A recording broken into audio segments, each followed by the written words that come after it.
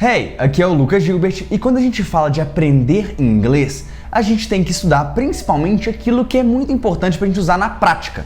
Não adianta a gente ficar decorando aquele tanto de regra, aquele tanto de estrutura, aquele tanto de palavra solta, de vocabulário, verbos irregulares. Não adianta nada fazer isso tudo se a gente não sabe colocar o inglês na prática, se a gente não sabe começar uma conversa, se a gente não sabe se apresentar para alguém. Imagina, você chega lá fora e você quer se apresentar, quer falar que seu nome é tal, que você é do Brasil e quer falar que é um prazer conhecer essa pessoa. Como é que você começa uma conversa em inglês, por exemplo? E é exatamente isso que a gente vai ver nesse vídeo. Inglês na prática. Como na prática começar uma conversa da forma correta. Como se apresentar em inglês.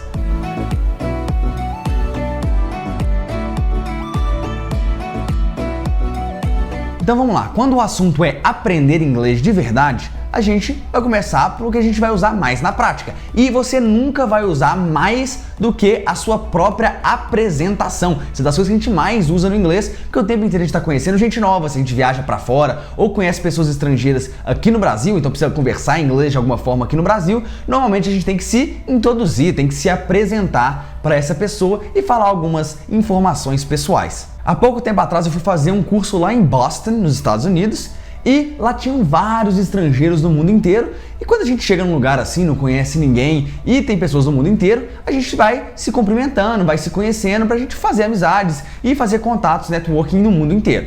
Só que pensa, ninguém sabia quem eu era, ninguém sabia da onde eu era, e eu cheguei cumprimentando todo mundo e, claro, me apresentando. Essa é a primeira coisa para conseguir formar um relacionamento com uma pessoa que não fala a minha língua, e nossa coisa em comum é que nós dois falamos inglês. Então vamos falar agora dos pontos principais que você vai ouvir e também vai ter que falar quando o assunto é apresentação. Seja quando você está se apresentando para outras pessoas ou quando outras pessoas estão se apresentando para você e você, querendo ou não, tem que entender para conseguir responder. Só que antes da gente entrar nos detalhes dessa aula, se inscreve aqui no canal se você ainda não é inscrito. A gente está cheio de novidade bacana no canal, tem quarto do inglês toda semana, tem muito conteúdo de inglês para você aprender, então se inscreve para não perder nenhuma aula, nenhum vídeo e também ativa o sininho para você receber as notificações sempre que tiver novidades por aqui.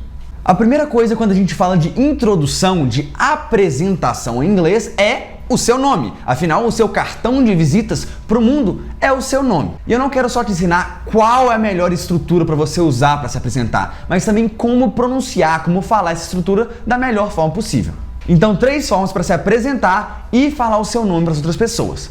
A primeira é a tradicional, é a mais longa, que é o My name is alguma coisa. My name is Lucas, por exemplo. Só que aqui tem um detalhe. Primeiro que essa é uma forma um pouco mais longa, a gente não tem nenhuma abreviação aqui e é muito comum em inglês a gente ter abreviações. Então a gente vai ter My name is Lucas, é um pouquinho mais longo. Só que no inglês, principalmente no inglês americano, a gente fala muito não só com as palavras, mas também com a entonação das palavras. Dentro de uma frase, as palavras com as maiores entonações são as palavras mais importantes da frase.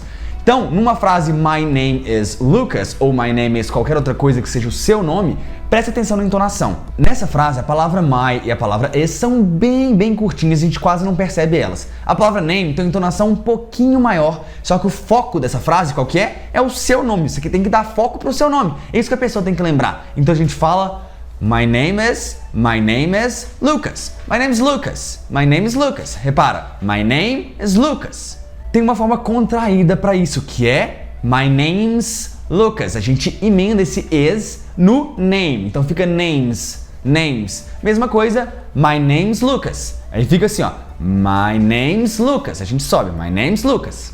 E para terminar, a forma que você mais vai ouvir no inglês quando alguém se apresentar para você é o I'm Lucas.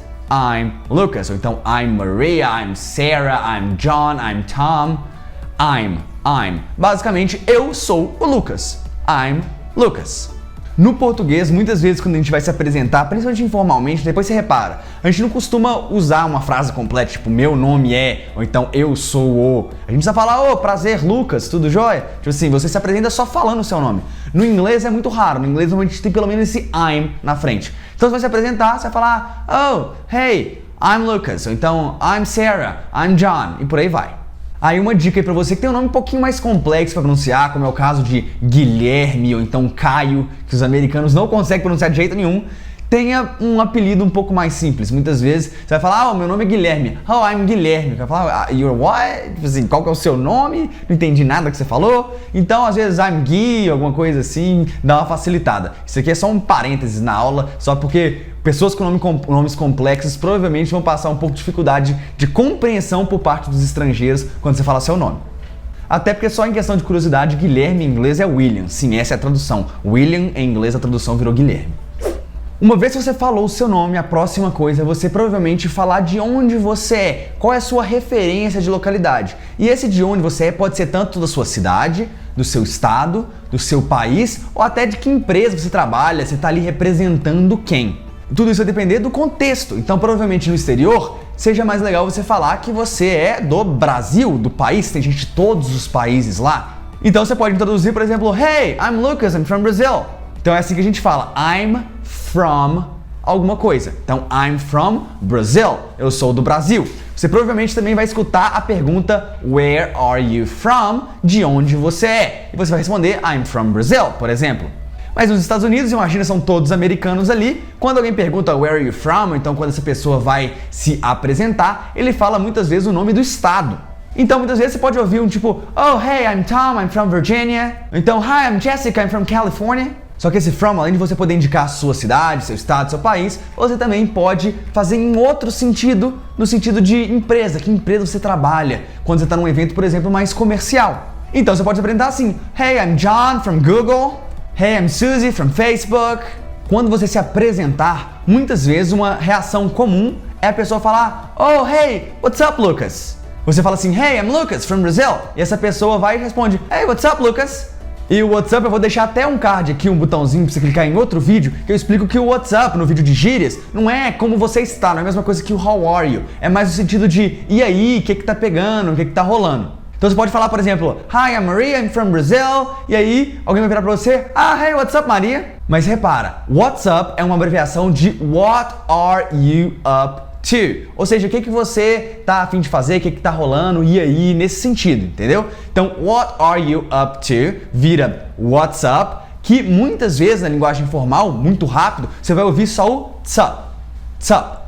E isso é muito legal, esse what's vira só tss, tss. E pra terminar, a gente fala tsup, tsup. Esse P não tem p, p. Ele para, você vai fechar a boca e parecer que você vai pronunciar o P, só que você vai parar no último momento. Você vai falar tsup, tsup. Eu falei um pouco disso também no vídeo sobre nomes de série em inglês, esse tipo de pronúncia muito comum nos nativos, principalmente nos Estados Unidos, e eu vou deixar também o link aqui em cima pra você ver como pronunciar corretamente as séries e eu falo um pouquinho desse tipo de pronúncia. E aí, pra terminar essa conversinha curta aí, seria muito prazer em te conhecer, que legal te conhecer, esse tipo de coisa, que em inglês a gente fala, oh, it's nice to meet you.